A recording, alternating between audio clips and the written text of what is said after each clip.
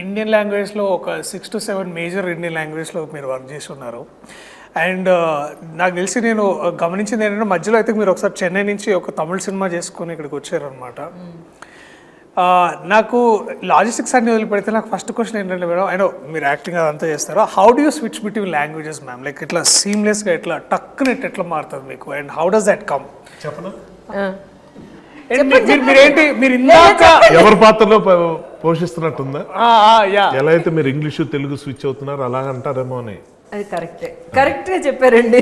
నేను కూడా ఎలా చెప్దామో పెద్ద ఆన్సర్ ఏదో వెతుకుతున్నాను. కానీ ఏంటంటే తెలుగు మన భాష, మాతృభాష కదా. ఒక్కొక్కసారి ఏమో కొన్ని వర్డ్స్ నాకు తెలుగులో కూడా ప్రాబ్లం అవుతూ ఉంటాయి, అప్పుడేమో ఇంగ్లీష్కి వెళ్ళిపోతూ ఉంటాము. కానీ రెండిట్లోనే ఎక్కువగా చదువుతూ ఉంటాను అనమాట. అదే ఐ థింక్ బాగా నాకు దోహదం చేసింది అనిపిస్తుంది. లేకపోతే తెలుగు నుంచి తమిళనాడులోనే పెరిగాను అనమాట నేను. అందువల్ల తమిళనాడులో పెరిగిన పిల్లల్ని వాళ్ళు తెలుగు మాట్లాడితే అసలు వెళ్ళలేవు.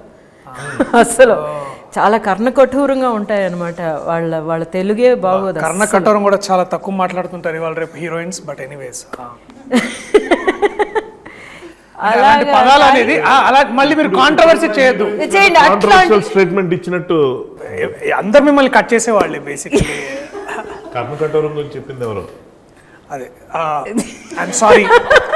ఈ సభాముఖంగా మీకు క్షమాపణలు అడుగుతూ మీరు కంటిన్యూ చేయాల్సిందిగా కోరుతున్నాను.